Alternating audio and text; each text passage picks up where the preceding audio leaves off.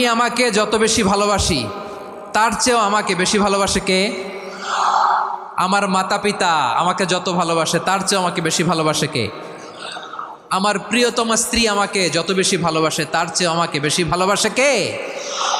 আবার আমরা যখন দোয়া পড়ি আমরা পড়ি রব্বানা আতিনা ফিদ দুনিয়া হাসানাতাও ওয়া ফিল আখিরাতি হাসানাতাও ওয়া কিনা আযাবান নার। আল্লাহ দুনিয়ার কল্যাণ দাও, আখিরাতের কল্যাণ দাও, জাহান্নামের আগুন থেকে বাঁচিয়ে দাও। পড়ে আমিন।